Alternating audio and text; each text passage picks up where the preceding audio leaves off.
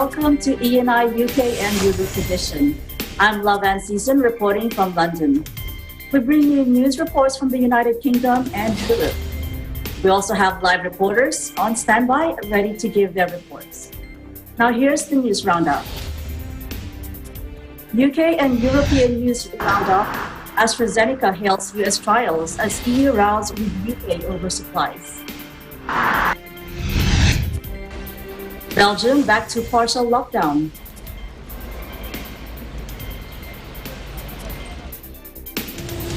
We now go to our live reporters. On standby is Janelle Kasuga, our correspondent from the United Kingdom. Janelle?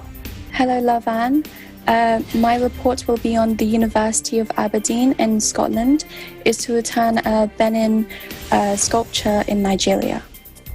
Thank you, Janelle. Next up is Jasmine Jamora, who will report for Italy Bureau. Hi, Jasmine.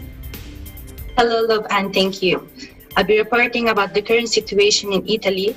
As many cases are rising again, Italy extends the state of emergency and the travel ban. Thank you. Now in EBC France, we also have Febeline Calpo. Febeline, what's the latest in France? Hello, love, and thank you. I will give an update on how France adds restrictions and intensifies vaccination. Thank you for that. Now from EBC Germany, we will also be shown how to personalize face masks in a report by Eva-Marie Krause. We also have Giancarlo Matera to give us an update in sports. Hi, Giancarlo. Hello, Lavan. I will be reporting on the latest news about the Europa Champions League recent draw for the quarterfinals and semifinals. Thank you for that. So now we will also end today's show with our final segment, View from Our Window. And in this week, we will show you the strawberry village of Nemi in Italy. So looking forward to sharing with you more about that view. But first, we go to our main news headlines. Pharmaceutical giant AstraZeneca said Monday that trials showed its COVID-19 vaccine is 100% effective in preventing severe disease, as a row simmered between Britain and the EU over much-needed supplies of the jab. The AstraZeneca shot is cheaper and easier to store than many of its rivals, but several countries in Europe and other parts of the world last week suspended its use because of isolated cases of blood clots. It is also at the center of a row between Britain and the EU after Brussels threatened to ban exports to the UK unless the company delivers more of the 90 million doses it agreed to supply in the first quarter of 2021. Irish Prime Minister Michael Martin said such a move would be a very retrograde step, while Britain's leader urged the European Union not to carry out its threat. We're all facing the same pandemic. We all have the same problems, Prime Minister Boris Johnson said on Monday. The spat is mostly focused on a Netherlands factory that is still awaiting official EU approval, but which both sides claim as a future source of the AstraZeneca jab.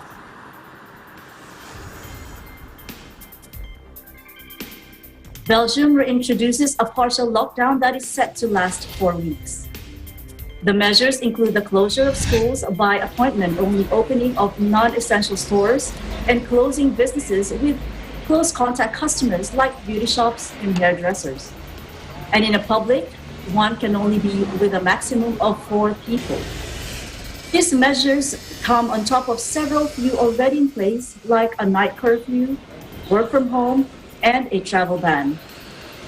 The government decided to apply new restrictions following an increase in cases, with the objective of having a worry-free summer. On Tuesday, the average number of new daily cases over the past week jumped by 41%, more than 4,000 cases daily. On Wednesday, the number of patients in intensive care doubled in 6 weeks to 637. Vaccination-wise reports show that 11.4% of the adult population has received a first dose of the vaccine, while 5% have received 2 doses.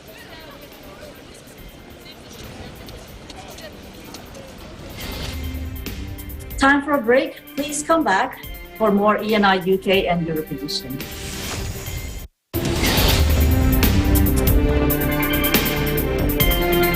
According to UN.org, women stand at the front lines of the COVID-19 crisis as healthcare workers, caregivers, innovators, community organizers, and some of the most exemplary and effective national leaders in combating the pandemic. Open for Business is also joining Globe My Business to commemorate the International Women's Month as we make conversations on the role of women in advancing entrepreneurship during the pandemic. Despite all the challenges that we encounter, we always have to stay true to what our core mission is. It's a really good thing for women to be in businesses because it helps the economy. Gracing our virtual studio are Ms. Tana Maharocon, Managing Director of Lala Move Philippines, and Ms. Julie Otueste, CEO and founder of Hair MNL in this week's episode of Open for Business.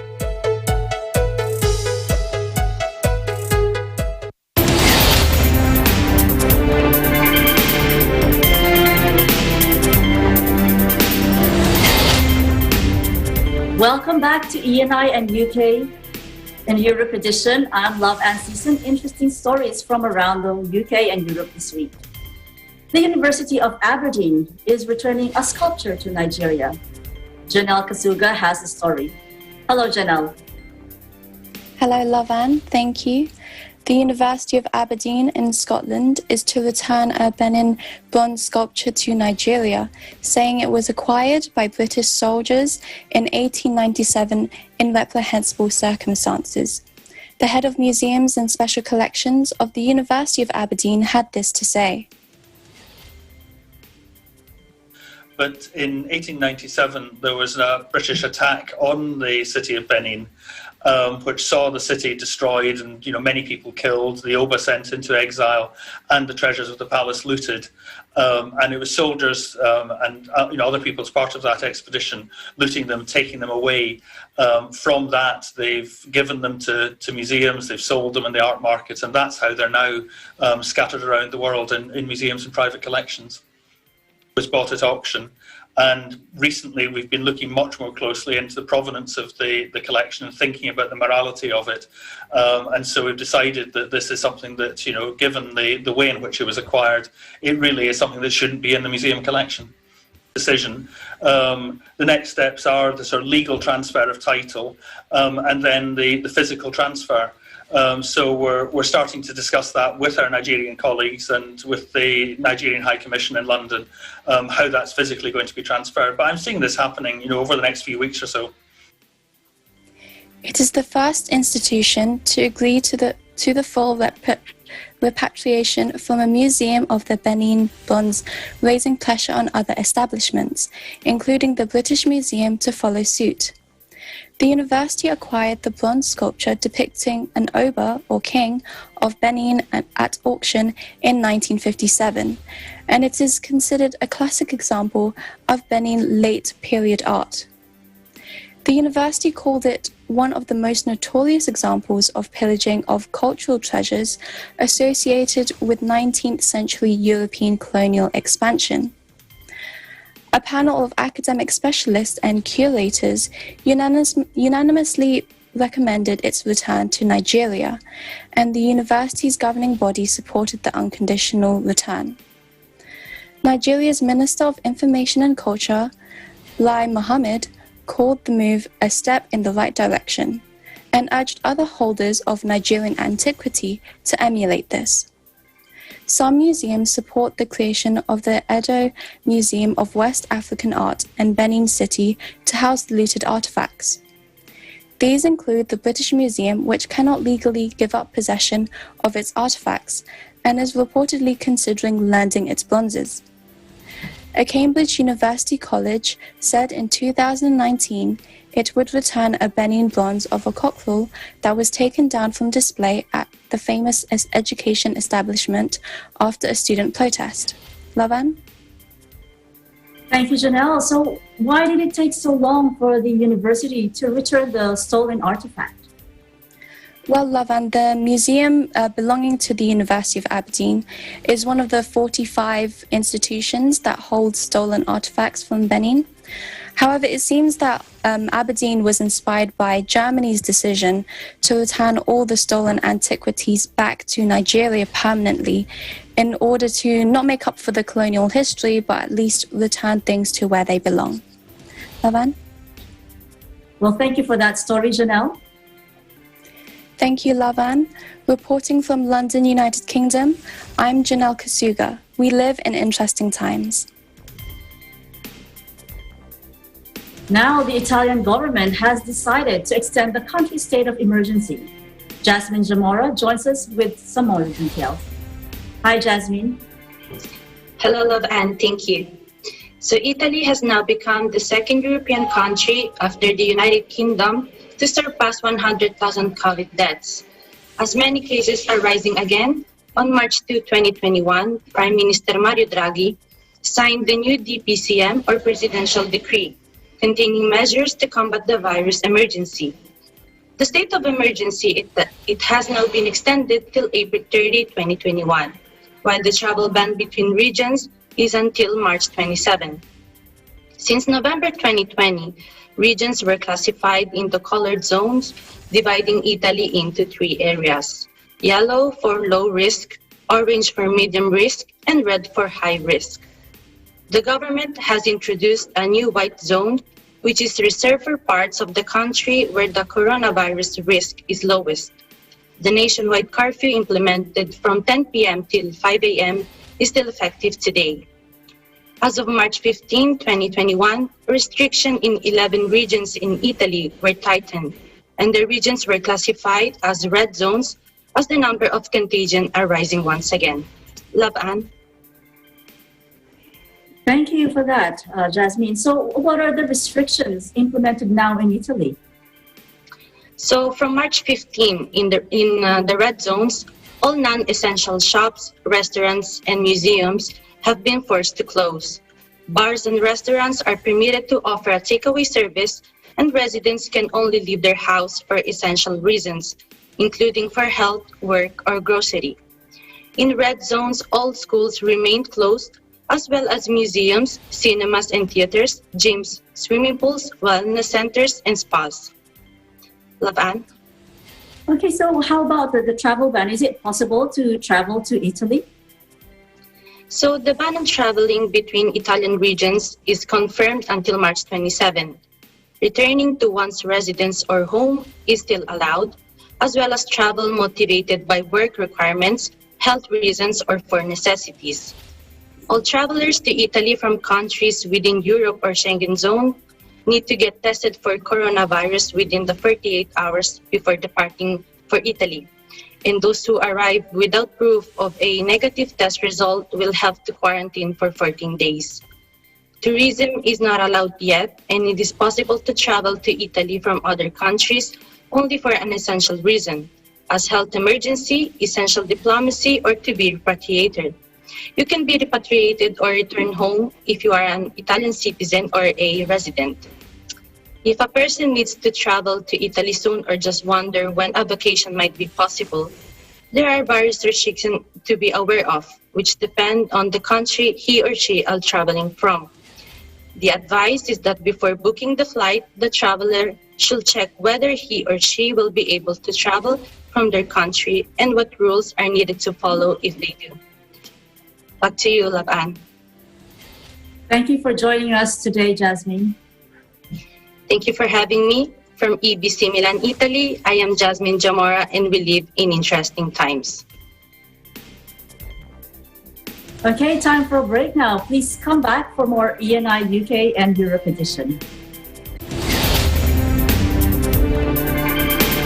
Sit back and relax mga kagapay dahil muebles o furniture ang ating pag-uusapan. Ang furniture po talaga is made by man and for man para nagagamit po siya sa pang-araw-araw. Paano nga ba ito gawin? At paano natin ito pagkakakitaan? One good thing about office furniture is that businesses invest for their people. Nag-umpisa kami na mag-develop ng mga furniture na galing sa dagat. Mga river resin tables, mga resin tables. Yun yung naging interest ko. Malilibang talaga kayo sa paggawa at kikita pa. Ako po si Robin Padilla at ito po ang ulat. Kaagapay sa hanap buhay.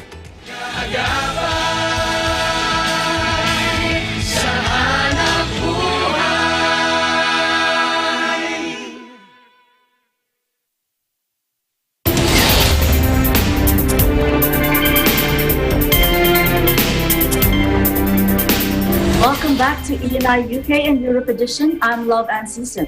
Now, more interesting stories in Europe this week. France continues its fight against the pandemic.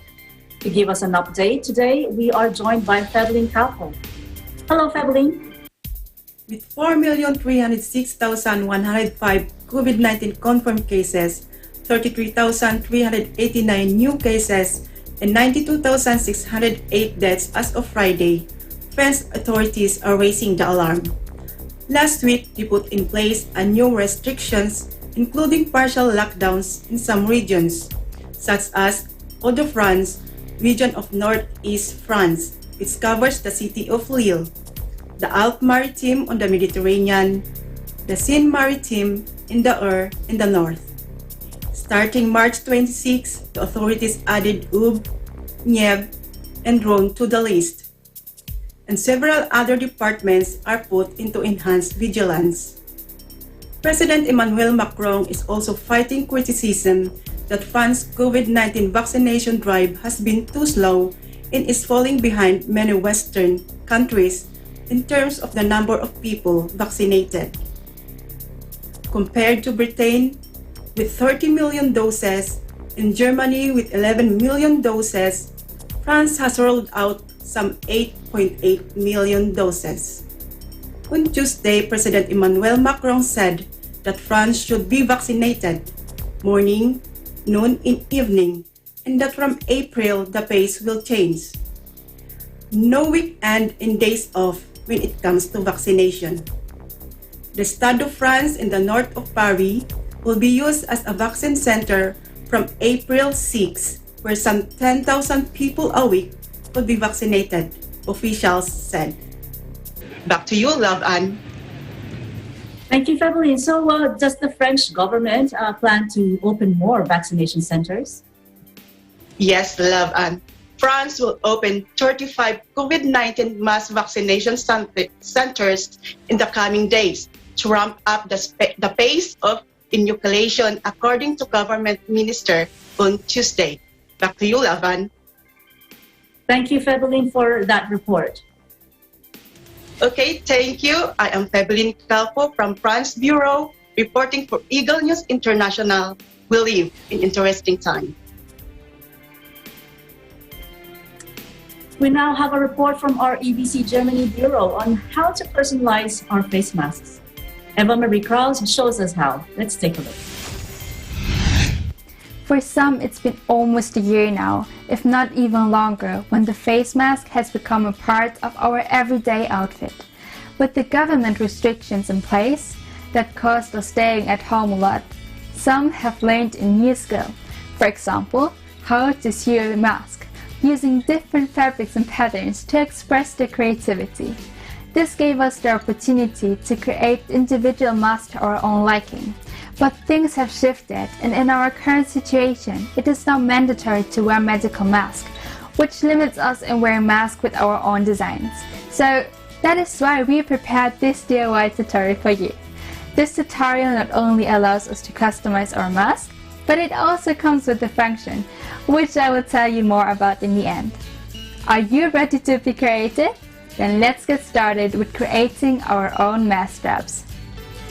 For the mask straps, we need beads. Of course, you can choose your favorite shapes and colors. Nylon thread, 2 clasps, 2 bending rings, and 2 crimp sleeves. If you don't have any crimping sleeves, we can make them ourselves. For that, we need silver wire, a large smooth screw, and crimping pliers. Before we start with the actual mask straps, we first make the crimp sleeves. If you already have them, you can skip this step. First of all, we take our silver wire and tie it around the nail 3 to 4 times. We now cut off the excess wire, but please be careful, and if you are underage, please ask your parents for help. Then, we pull the spiral off and do this one more time. Are you ready to live out your creativity? First of all, we cut our nylon thread to a certain length. I would suggest a length between 55 centimeters and 60 centimeters, but this is optional. You can decide for yourself how you like it best. You can try it on your neck to see if you're okay with the length. Now, tape one side of the thread so that the beads do not fall on the other side. And now, to the fun part. Thread your beads onto the thread and design your mask straps according to your preferences.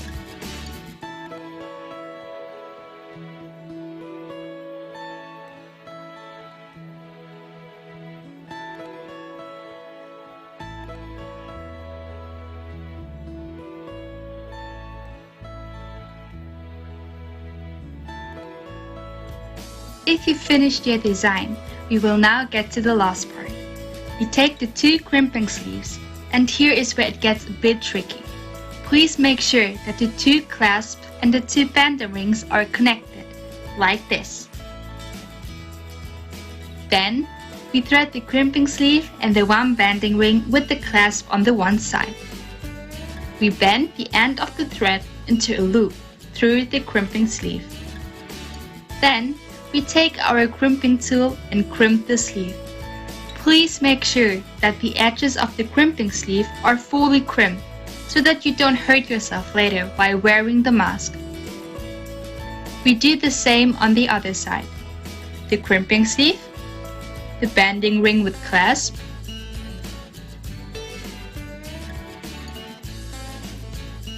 and then the loop follows through the crimping sleeve.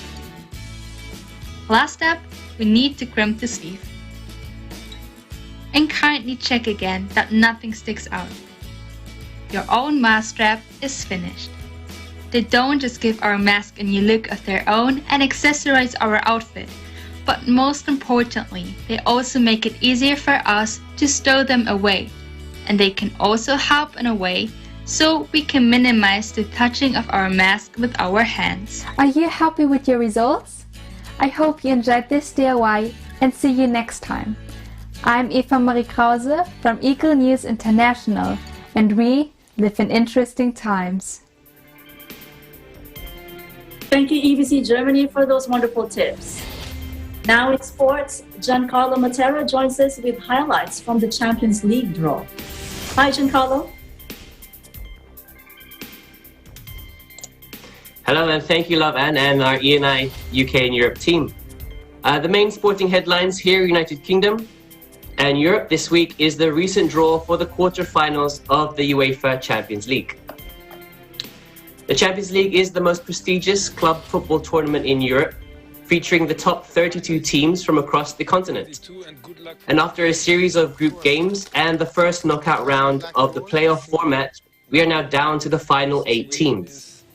Defending champions Bayern Munich from Germany will face last year's beaten finalist French side Paris Saint-Germain, while Friday's draw also threw up a clash between Liverpool and Real Madrid, two of the most successful clubs in the competition's history.